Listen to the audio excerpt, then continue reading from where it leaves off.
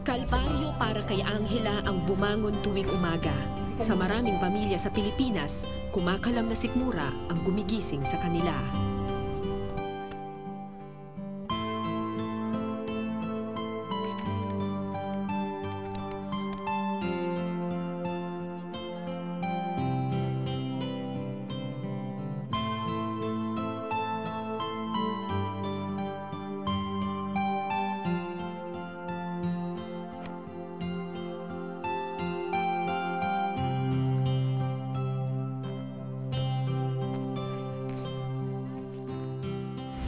Sa isang bansang mayaman sa kalikasan at napapaligiran ng karagatan, mahirap isiping magugutom ka dito sa atin. Pero sa maniwala kayo o hindi, halos pumapantay na sa Africa ang problema ng malnutrisyon sa ating bansa. Ako po si Carrie David, samahan niyo po kaming pakinggan ang sikmurang kumakalam.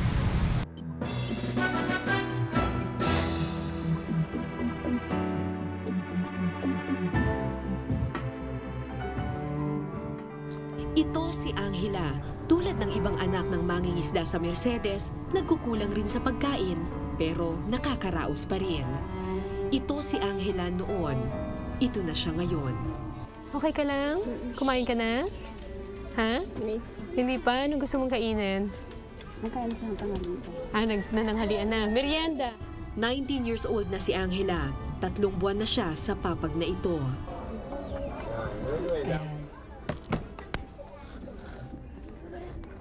Tatlong beses lang sa isang araw bumangon si Angela.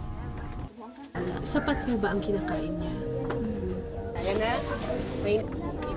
Halimbawa sa isang araw po, ano pong kinakain niya? Sana galaan siya naman kami sa tanghali. O rin nakain naman kami. Yun lang ang kami. Problema pero walang ulam. Simula po nung bata sila, ganun na po talaga buhay nila. Oo. Bakit? Eh, yung asawa ko naman maglalaot lang sa bangka. Dito mo lang huli, di wala huli. So kapag walang huli, ano pong kinakain? Eh, mayroon naman siyempre nakasigurong bigas. So bigas lang? Sa bigas lang. Pero wala pong gulay? Wala. Karne? Eh, wala. Tama lang yung, tama lang talaga pambigas, pangkape, asukal, yun lang. Ha? Tagilid pa. Sige na, tagilid na. Ilang doktor na ang tumingin kay Angela. Iisang findings, severe malnutrition. Tinatanong ako kung mag-ubos, sabi ko hindi man. Pero iba ang paniwala ng kanyang ina. Matanda mo. Ilang taong hindi nakikita, nagdadala dyan. Ano yan? Nuno baga. Nanuno. Yun. Anong inuulam niyo doon? Hindi lang si Angela ang ganito sa kanilang pamilya. Katunayan, 2 kapatid na niyang namatay kamakailan sa parehong kapayatan. Sige na, tagilid na. Para sa maraming tao sa Mercedes, walang problema na di nasusolusyonan ng albularyo at dasal. Hindi naman masyadong worse dito sa amin, hindi gaya sa Metro Manila, na talagang halos nakikita mo yung mga bata na talagang wala na, akala mo butot balat nang lumalakad. Dito naman, hindi naman. Bibira, siguro bilang mo lang. Ang rehiyon ng Bicol ang numero 1 sa Pilipinas pagdating sa malnutrisyon. Sa bawat 10 bata rito, 4 ang nagugutom. 1974 pa nang malikha ang unang batas sa Pilipinas na nagsasabing dapat prioridad ng gobyerno ang pagpapakain sa mga tao. Nakakalakad ba siya? Pero year 2000 pa raw nang huling magkaroon dito ng feeding program. Bakit galit ka sa kanila? Anong pintas sa akin? Anong pinipintas sa'yo? Kuba. Kuba? Ano pa? Kuba.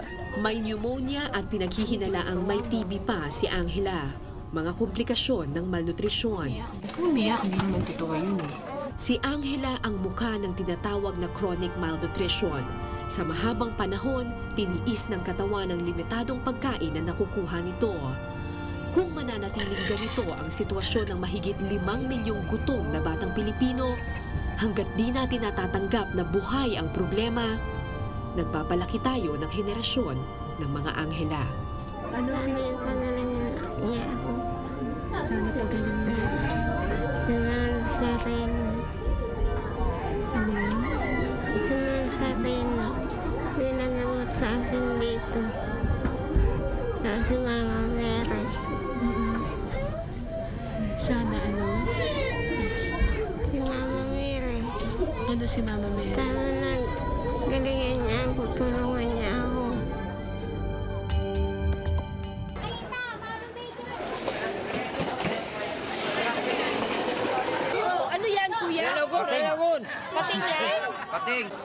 Mercedes ang itinuturing na seafood capital ng Bicol. Araw-araw dumadaan sa kamay ni Mang Ciriaco ang masasarap na isda tulad nito. Pero ni minsan, di niya natikman ito. Magkano po kinikita ninyo sa pagbabalot na ganon? Kung minsan, binibigyan nila ako ng 15, 10. 15? Kada isang Styrofoam. isang styro. Eh ngayon po, magkano na pera ninyo ngayon, kuya? 60 man na yan. So malaki kita nyo ngayon? Uy, sayang yun. Kung minsan, nababa pa ito kasi kung minsan walang nadating na bagit. Buenas na sa lagay na ito ang 60 pesos ni Mang Ciriaco. Karaniwan daw kasi 30 lang ang hawak niyang barya. Ano pong bibili natin? Bigas lang? Eh anong ulam po? Mabili pa kung sakali mayroong matira dito ng konti. Ito, kaya nyo biling to? Hindi. Ano pong bibili natin? Araw-araw, para raw siyang tinutukso ng mga alimango. Ay naiinggit akong kumain kaya lang wala akong magagawa. Sabi nga ng anak ko, bakit papain niya ganito ang ulam natin? Hindi wala bang magandang kon? Eh kung minsan napapayag ako nila kung papahalata. Kasi ang kita ko, ang tinitingnan ko, hindi kaya. Dito nakakabili kahit Dito nakakabili kahit 20 lang. Dito binibenta ang mga latak ng palengke, mga isda na di na pwedeng ibenta sa syudad. yung alimango, ganyan alimango. Ito, magkano ito? 20 lang po yan, madam. O, ito na lang. Isang tumpok ng talangka, 1 kilong bigas, ito ang kanilang tanghalian at hapunan.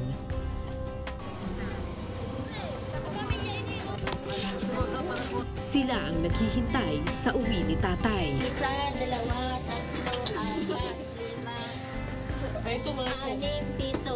Yan ang pakakainin nyo. Tapos kayong dalawa. So, siyam. O, mama. 12 talangka lang ang inuwi ni tatay noon.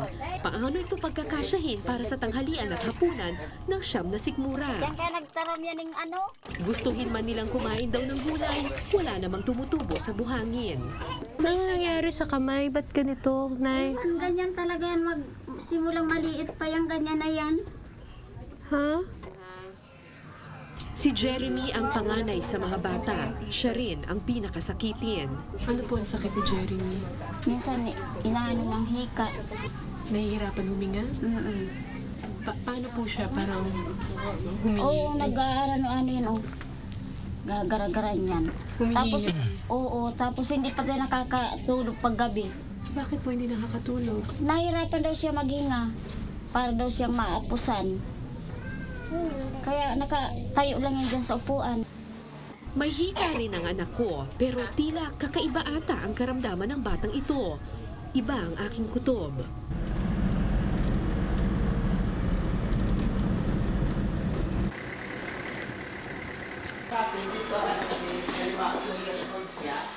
Isa-isang tinimbang ang mga bata.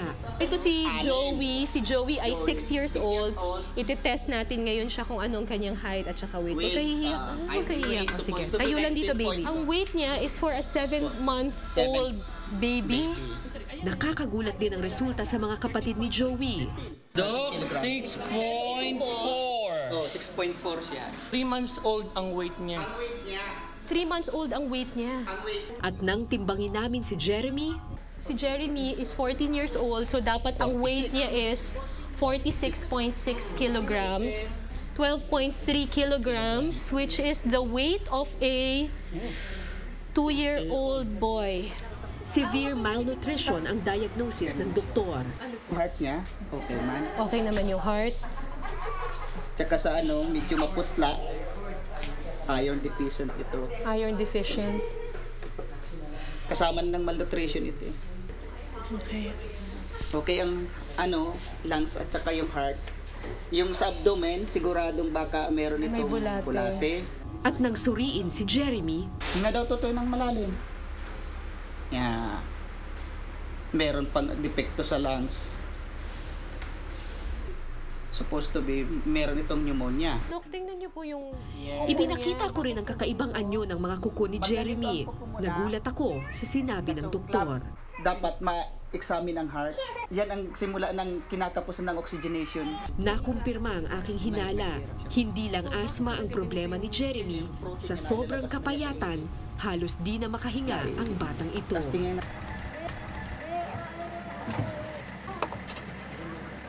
Ito yung uulamin nila mamayang gabi. Kasi nga, share nga mamayang gabi. So, tig-anim na lang muna silang talangka. Tapos damihan na lang natin ang gata.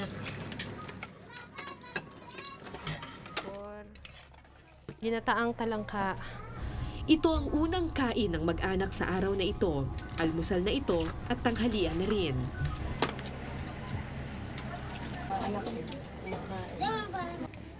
Sa liit ng talangka, kanya-kanya silang estilo sa paghimay.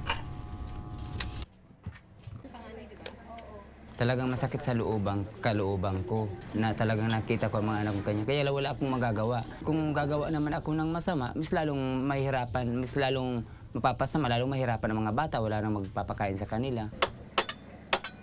Sino po ang huling kumakain? Minsan kaming dalawa, pinapauna may ang mga bata.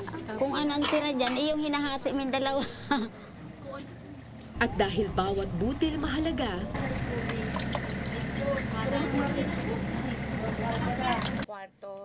pag natuyo ang kanin, ipiprito para gawing ampaw sa oras na walang sinaing.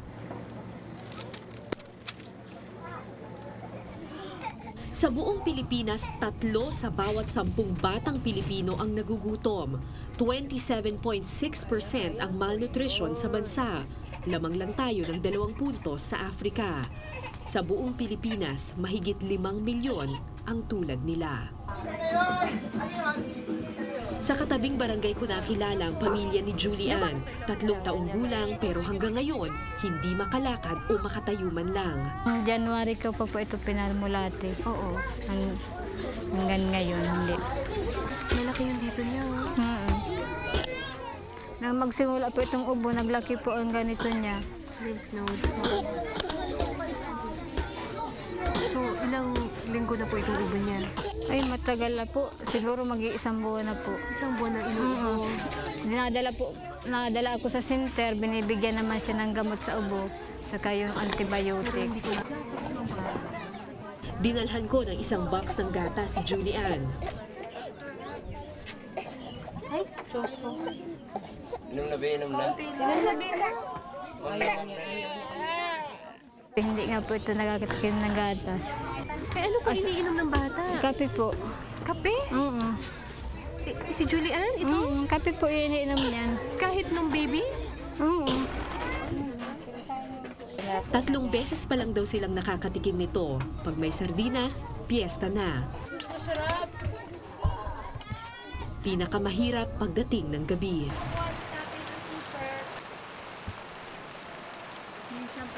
Minsan po pag nakikita ko ito, pag natutulog, naiiyak na lang ako.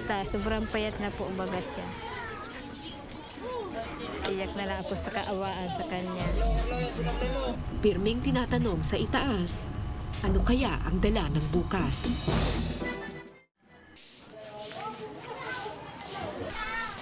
Nagtatrabaho tayo para makakain, pero sa kaso ni Aling Jenny at Mang Pitong, nagtatrabaho sila para mabayaran ang iba. Bakit may bayad pong kuryente niyo? May bahan po naman po. Yung ilaw namin, linggo-linggo po, 50. Paano po talagang kinikita ninyo bilang isang tagapadyak? Kita nga lang, mga sandang mahigit, sa 200. Magkano pong binibigay ninyo sa may-ari ng pedicab? 60. Tapos, magkano na iwan? Yung mauwi ko lang sa bahay namin, minsan 40. Pag maganda, 100 na. Magkano na po kinita ninyo ngayon? 15.75. Kulang pa to. Ay, wala ka pila. Wala ka pang bawdi. Wala pa. Ang naghihintay sa bawat padyak niya, Sige, kuya. sila. Iyak na. 8 anak, buntis pa ang asawa. 5 milyong pamilya sa Pilipinas o halos kalahati ng ating populasyon ganito, nabubuhay sa 30 pesos.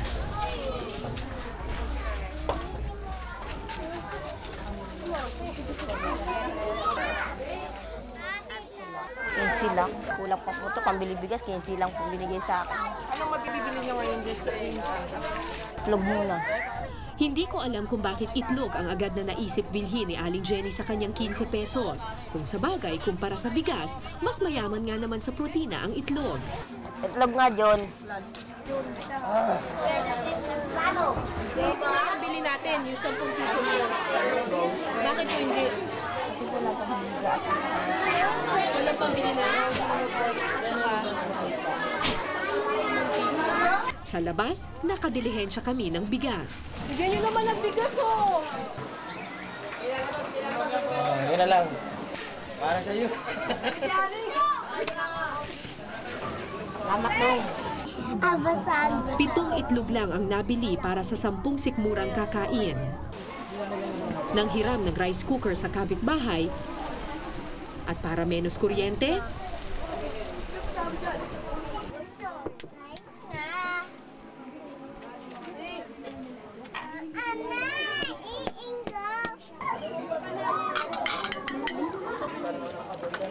Limang araw naming binantayan ang pagkain ng pamilya Tongko. Sa araw na ito, tigkakalahati silang itlog. Oh, pag pinagkasya ang kulang, wala na ako.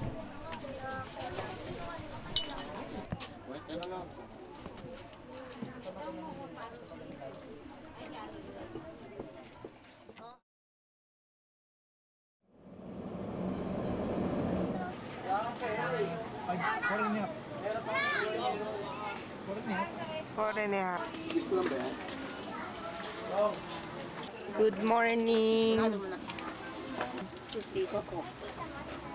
Kape na ang kinamulatan ng pamilya Tongko. Hindi uso ang gatas dito, kahit gatas ng ina. Minsan po may na rin ako kumain. Oo. Kaya? Ano na kayo? Ano kamay ko? Para walang lamangan, bilang kada higop at kutsarita. Isang diretso lang. Buenas ang padyak ni tatay, kaya pwede sila ngayong mag-ulam at gulay.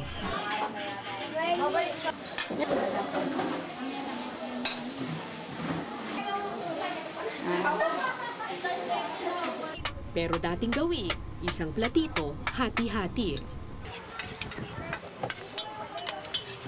Mabuti nga ito, may protina nga ito, may vitamins, may minerals, pero kung kakarampot, hindi rin makatutulong. Kasi ang pinag-uusapan natin sa nutrisyon ay anong pagkain at sapat ba ang pagkain? Kano po ang isa niyan? 3. Isang ganito, isang tasa. 7 lugaw lang ang nabili nila noon, kaya may ibang kailangang magtiis.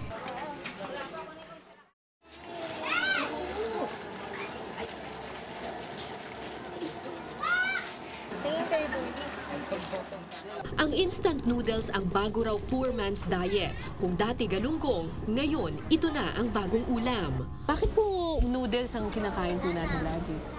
Isabaw kasi po. May ulam ka na, may sabaw ka pa. Isa pa, mabigat daw sa tiyan. Pakiramdam mo, busog kang talaga. Iba kasi yung busog at iba yung sustansya. Maaari tayong mabusog sa mga bagay-bagay, nakakaunti ang sustansya. Katulad ng noodles, no? Halimbawa, bibigyan ko ang isang tao ng siguro kalahating pakwan, kanyang uubusin yon, mabigat yon sa katawan, mabubusog siya. Pero anong makukuha niya sa pakwan? Tubig at fiber. Kung susuriin ang ingredients ng isang noodle pack, makikitang wala kang makukuha dito kundi harina, asin at mga preservatives. Kaya naman ilang mga instant noodles na ang fino-fortify ngayon ng gobyerno. Matagal na ang programa ng gobyerno ang fortification para masugpo ang malnutrisyon. Ang problema, liban sa noodles, karamihan sa mga na-fortify na pagkain, halos di naman ginagamit ng mga pamilyang nabubuhay sa 30 pesos lang. Sumunod na araw, noodles na naman. At dating gawi, hati-hati. Nang ipasuri namin sa FNRI ang 5 araw na kinain ng pamilya, nalaman naming 1/3 lang ng kinakain ng isang tao ang nakukuha nila. Kung 1 tasa ng protina ang kailangan ng isang tao sa isang araw, sa pamilya ni na Aling Jenny, tigi 1 kutsarita lang. Kaya di na ako nagtaka nang ipa-ultrasound namin ang 8 buwang sanggol na dinadala ni Jenny. Mukhang kailangan natin na ma-advise na siya na mamahinga siya, no? Halos kalahati ng ating mga ina anemic, 20% kulang sa bitamina, 7 sa bawat 10 buntis, tinatawag na high risk. Baby, sandali anak ha. Sandali. Nang ipasuri namin ang mga bata kung ano-anong sakit ang nakita sa kanila. Nalamang may malubhang pneumonia ang bunso ng pamilya at posibleng may tuberculosis pa. Ay, nakita mo po ito, inay. Lumulubog ang tadyang ng anak mo. Kasi po ibig sabihin po noon, medyo hirap pong huminga dahil meron siyang pneumonia. Pareho pong baga niya may halak. Ha? Generational ang effect ng ng malnutrition at kung minsan pinagtutuunan natin ng pansin yung batang may sakit, yung batang malnourished. Tama 'yun, pero dapat palawakin natin ang pananaw na yung batang 'yon ang siyang parang buto, siya yung seed para sa susunod na henerasyon. Ngayon, marami tayong focus ng lagnat niya, posible sa pneumonia, posible sa TB. Malnutrition, as we have said, it's a long process. It's not an overnight affair. Kailangan na rin natin yun. I-treat mga matagalan din.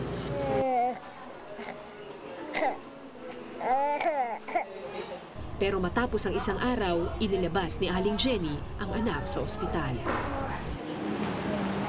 Kayo po yung mother? Sabi po sa akin, pinulo po kayo. Bakit po? Sayang naman kasi may chance tayong magamot yung anak nyo at saka yung mapataba siya. Sino magagamot yan pag uwi?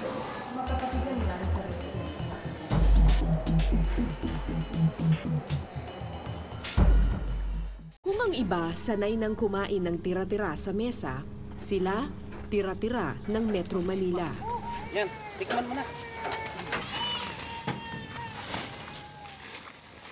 Anong ulam ngayon, Nay?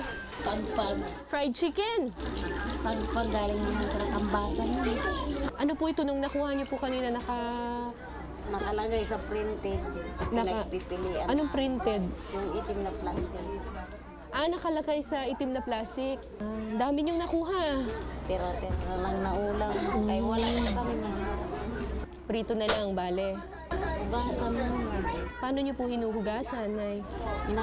Inisa-isa yan. Iniisa-isa sa tubig. Kuya mo! 2 dekada na sa payata si Aling Cristina at ang kanyang 3 anak. May tuberculosis si tatay, kaya pasan ni Aling Cristina ang buong pamilya. Magkano po bang kinikita sa pangangalahig? Minsan, 100. Binibila ng bigas. Minsan may 50 pesos kang pera. Kabili kang bigas, mantika, minsan maggulay. Para may pambayad ng kuryente, pumayag siyang mag-alaga ng baboy ng kapitbahay. Ano po ang pinaka-jackpot sa pagpag na makuha? Yung mga buong fried chicken. Yan, minsan yung iba hindi, makukuha nila yung mga pagkain na minsan mga ganyan na, mga tira-tira na lang yan. Yung iba hindi pa na magaganda pang laman talaga, wala pa. Hindi napapanis. Kailangan din kasi hugasan mabuti, pakuluan yung tapos piprito na uli, lagyan asin para lumasa uli.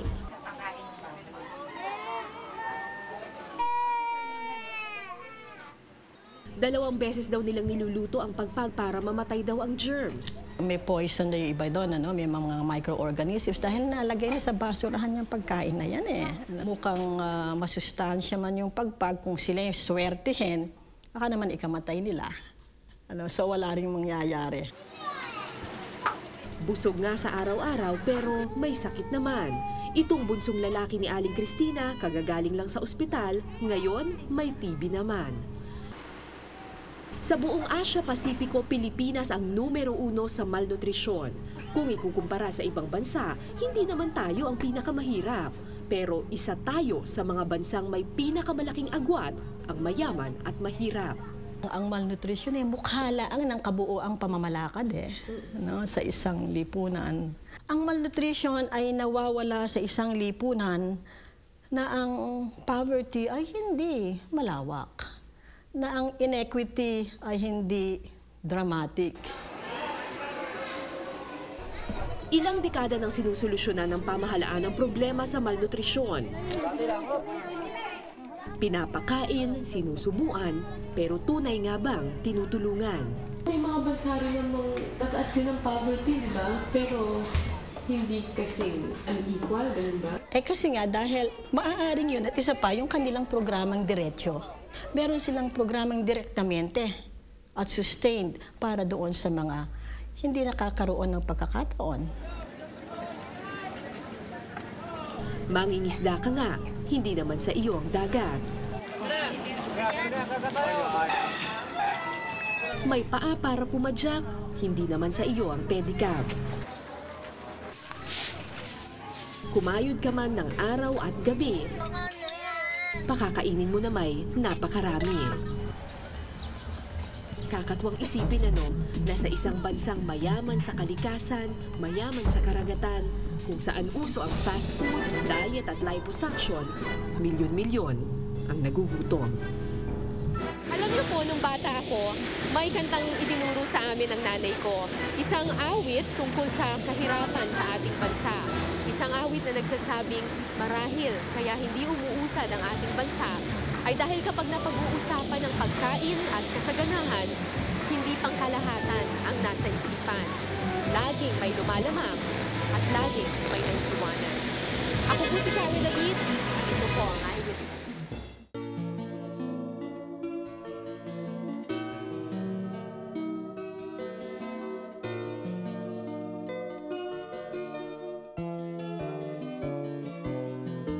Tanong ng anak, inay, mayaman ba tayo? Sagot ng ina, hindi anak ko, di tayo mayaman, panay kayod sa trabaho, kahit na ganoon, mababa lang ang sweldo. Bakit ba anak, gusto mo bang yumaman? Opo inay, para marami akong laruan. Ngunit anak ko, ako muna'y pakinggan. Sasabihin ko sa'yo ang aking dahilan.